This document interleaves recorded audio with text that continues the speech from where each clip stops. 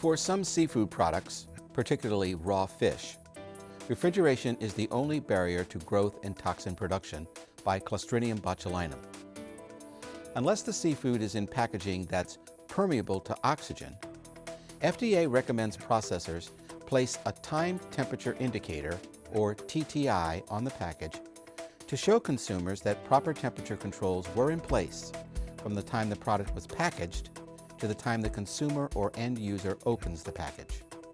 This video discusses how you can use TTIs with raw seafood products, focusing on TTIs that are considered to be full history indicators.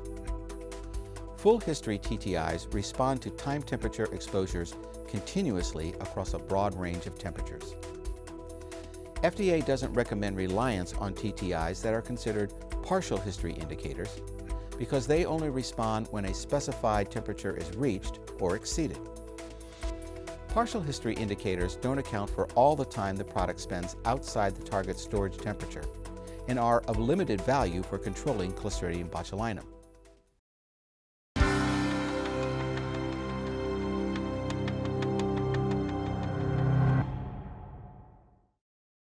Let's first go over why we need to control the Clostridium botulinum hazard in seafood products.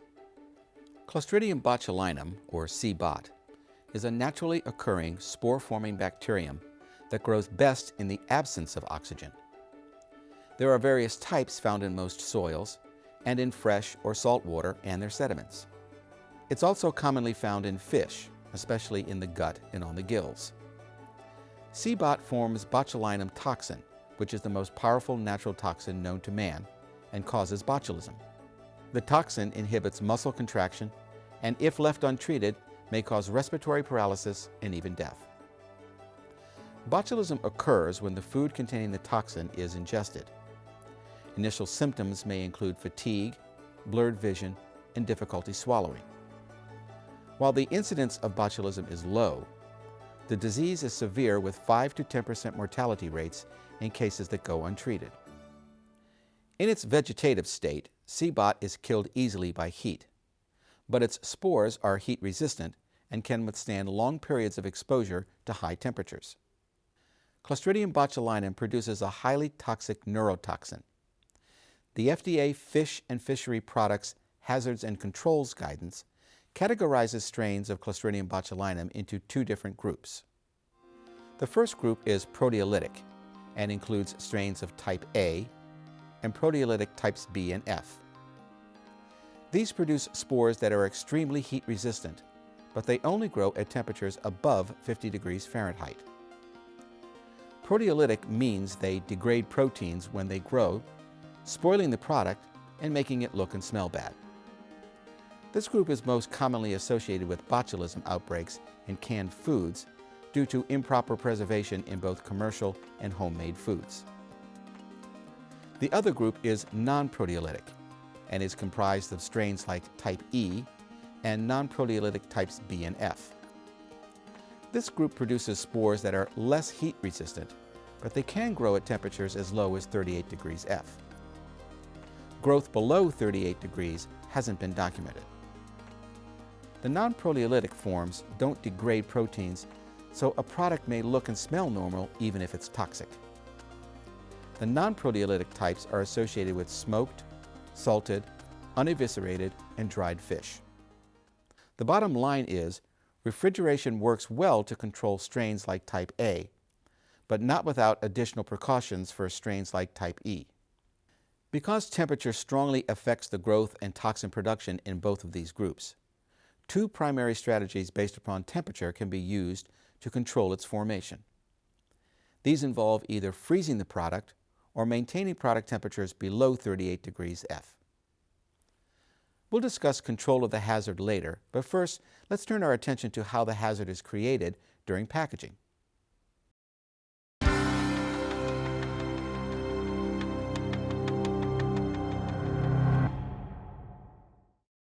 It's important to remember that C-bot grows and produces toxin best when there is little to no oxygen present.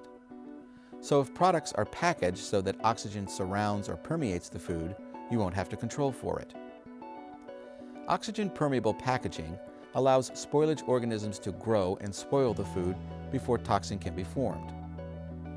Packaging materials with oxygen transmission rates of 10,000 cubic centimeters per square meter per day or more at 24 degrees Celsius or 75 degrees Fahrenheit are considered oxygen permeable.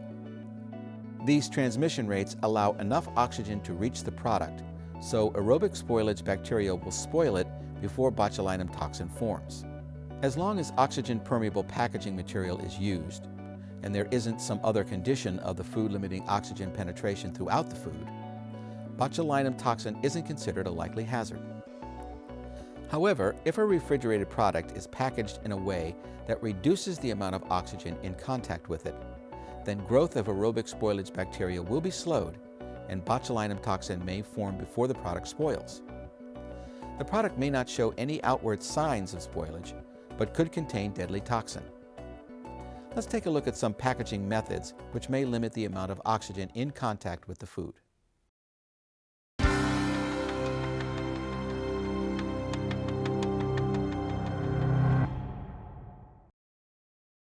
Packaging that limits or excludes oxygen transmission is called reduced oxygen packaging, or ROP.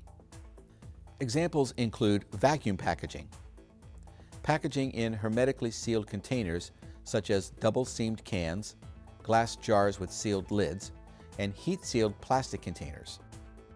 Modified or controlled atmosphere packaging, where the normal concentration of oxygen has been changed and is artificially low. Packing in oil, or packing in deep containers where air may be prevented from reaching the product at the center. Reduced oxygen packaging is becoming increasingly popular because by limiting aerobic spoilage bacteria, it extends the shelf life of the food and allows processors to offer fresh seafood products that stay fresh longer with minimal processing. Of the packaging strategies listed, vacuum packaging is one of the most popular methods used. Vacuum packaging offers the advantage of longer shelf life by not only preventing growth of spoilage bacteria, but also by limiting oxygen-dependent chemical processes that spoil, age, or discolor the food. Unfortunately, raw ROP refrigerated products may allow growth of CBOT. If the product is exposed to moderate temperature abuse, it may look very appealing and fresh, but can potentially contain deadly toxin. We mentioned earlier that CBOT growth and toxin production are strongly affected by temperature. So processors can choose between two strategies when it comes to controlling the hazard with temperature. These are either freeze the product or maintain product temperature below 38 degrees. Understand that in both cases, temperature control serves as a sole barrier to growth and toxin production by Clostridium botulinum. Let's take a look at freezing first.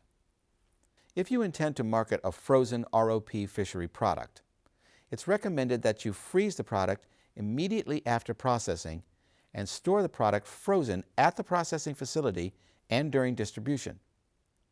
Also, label the product so that it clearly states that it needs to be held frozen and thawed under refrigeration immediately before use. As long as the product remains frozen, the hazard is controlled.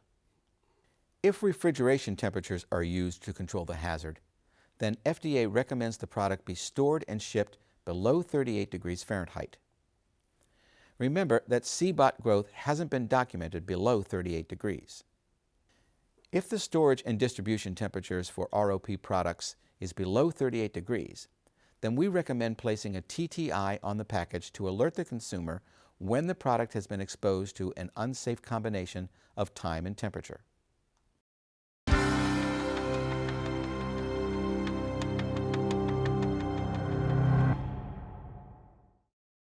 A suitable TTI should indicate whether proper temperature control was maintained from the time the product is packaged to the time the consumer or end user opens the package. If refrigeration is the only defense against the growth of non-proteolytic strains of CBOT, then a TTI is essential because studies have shown that refrigerators in consumers' homes and in retail establishments are rarely at or below 38 degrees Fahrenheit. Then the TTI will let consumers know when the product has been exposed to enough time above 38 degrees to challenge its safety. Examples of fishery products that should include a TTI are raw, vacuum-packaged fish fillets, loins or steaks, and unpasteurized cooked fishery products such as vacuum-packaged lobster meat. Scientific studies show that CBOT produces toxins very slowly at lower temperatures and more quickly at higher temperatures. This graph illustrates the relationship. The horizontal axis is temperature and increases to the right. The vertical axis is the time it takes for toxin to appear in days, increasing toward the top. The line on the graph is called the Skinner-Larkin curve and represents the minimum time for toxin to be formed at any given temperature. You can see the boundary line is not straight. Toxin is formed very quickly at higher temperatures, but more slowly at lower temperatures. With only a small increase of temperature above 38 degrees, CBOT can quickly turn an otherwise safe product into one which can make a consumer ill. For example, the graph shows that at 38 degrees Fahrenheit, it takes over 20 days for toxin to appear. But at 50 degrees, it takes only 2.5 days. Even worse, temperature abuse near 95 degrees can result in the appearance of toxin in less than 2 hours. Remember, toxin may be present in the product without any signs of spoilage, including in appearance, smell, or taste. While they don't prevent toxin production, properly designed TTIs respond like the Skinner-Larkin curve and can provide a warning if a product has been exposed to temperature abuse or conditions which could result in toxin formation. And consumers can check them to determine if the safety of the product may have been compromised. There are many types of TTIs on the market that function in a variety of ways, but all show some type of visual change with temperature and time exposure. They are often manufactured as a kind of tag that can be affixed to the product. Color change is the most commonly used indication of temperature exposure, but other methods may work as new devices become available. It's important that the visual change be irreversible. Once exposed to dangerous cumulative time and temperature conditions, a properly designed TTI will always indicate that history, even if the product is later cooled to the correct temperature. Like the rate of toxin production, the rate at which TTIs change is dependent upon temperature. If your food package is exposed to time and temperature that exceeds the TTI's design parameters, then the TTI will indicate that it's reached its endpoint. Also, the TTI should clearly instruct the consumer how to read the TTI and know it's reached its endpoint.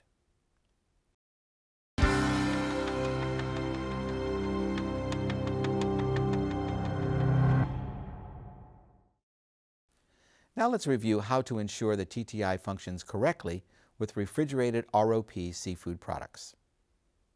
Different TTIs have different factors that influence their function. For example, some are activated by the processor before use, while others are shipped from the manufacturer pre-activated or ready to run. Some have strict shipping and storage requirements, such as requiring refrigeration, while others may be stored at room temperature before being placed on the product. Just as you identify controls for hazards in seafood products, you should identify whether TTIs require critical control points and appropriate critical limits to ensure that they function properly and are reliable. Processors should incorporate any necessary critical control points and critical limits into their existing HACCP plan and use appropriate monitoring, corrective action, record keeping, and verification procedures to ensure the TTIs operate correctly. For example, if a TTI manufacturer recommends maintaining specific temperatures during shipping, then processors should list TTI receiving as a critical control point in their HACCP plan and designate appropriate monitoring procedures to ensure transit temperatures don't exceed the temperature critical limit. The processor can request that the TTI manufacturer ship every lot with a temperature data logger and complete shipping records that can be kept on file. Similarly, if they have strict requirements for proper storage, processors should include TTI storage as a critical control point in the HACCP plan, with storage temperature as a critical limit, and monitoring procedures to safeguard against temperature abuse. Processors should also determine if there's an expiration date and have proper procedures in place for enforcing it.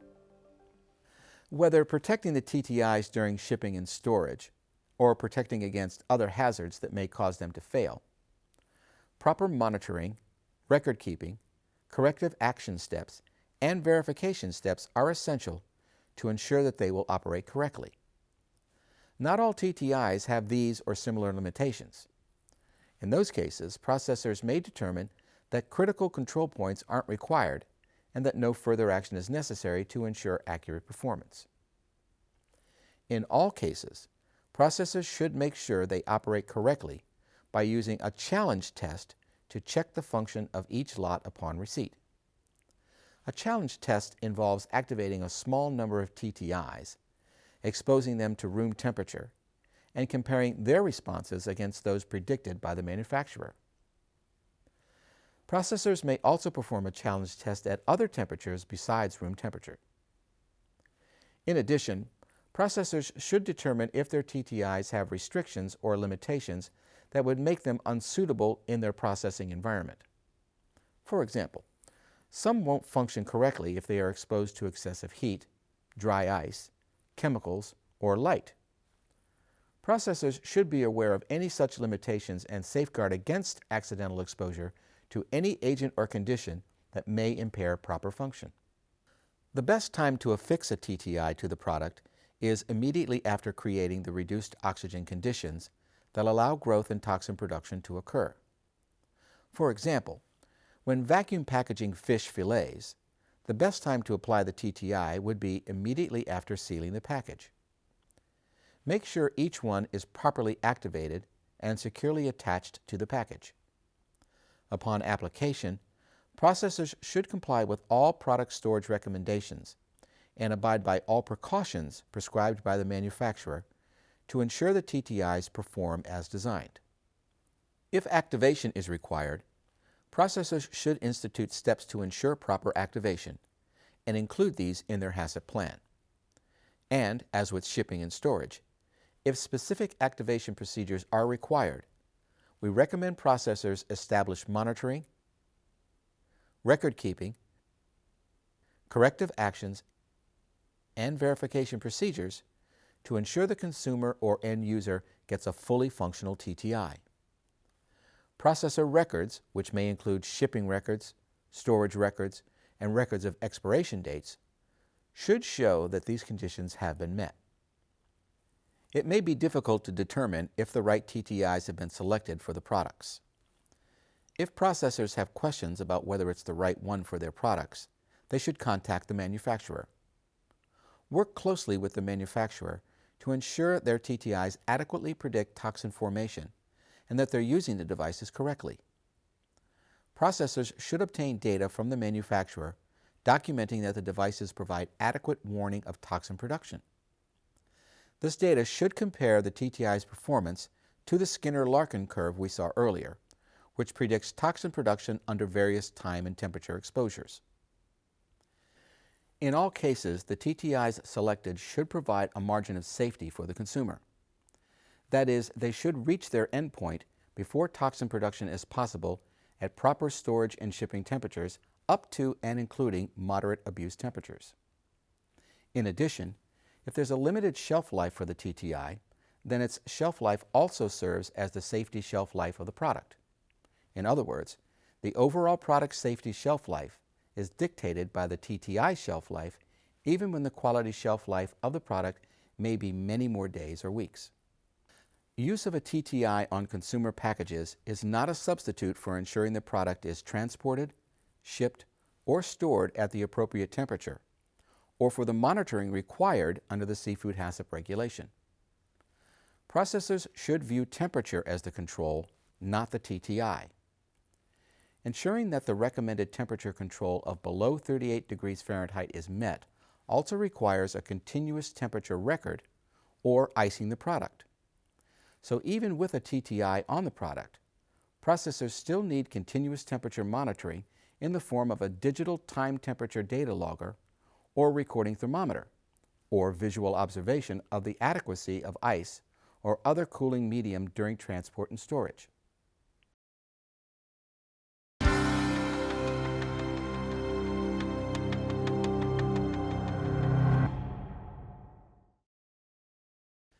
Finally, TTIs aren't necessary for every type of ROP seafood product. Remember, CBOT does not grow in freezing temperatures, so one alternative is to freeze the product and label it clearly to be kept frozen and thawed under refrigeration immediately before use. There are several other strategies to control the non-proteolytic, less heat-resistant forms of CBOT, although they don't result in a fresh product. Thermal processing is used as a barrier to toxin production, along with refrigeration in many ROP seafood products. Here we're talking about thermal processes other than canning, like pasteurizing in the final hermetically sealed container. Other controls include acidification below pH 5, drying to a water activity level below 0.97, or water phase salt of greater than 5%, or some combination of these and other barriers, like smoke. Remember, these processes and chemical inhibitors target the non-proteolytic, less heat-resistant forms of CBOT that can grow at refrigeration temperatures like type E. When these levels are achieved, a TTI is not needed. These products should still be refrigerated at 40 degrees Fahrenheit or below to control other pathogens and the proteolytic types of CBOT like type A. Comparable controls for the more resistant proteolytic types of CBOT require a pH below 4.6, water activity below 0.93, or more than 10% water phase salt. These products should be refrigerated at or below 40 degrees Fahrenheit in order to control other pathogens. TTIs allow the consumer or other end users to determine whether or not these refrigerated products are safe. They provide the only indication that toxin may be present. They should be adequately designed and used correctly if they're to alert the consumer against botulism. Like any other tool used to maintain food safety, the function and limitations of TTIs should be clearly defined and monitored in the processor's HACCP program to ensure that they're performing as intended.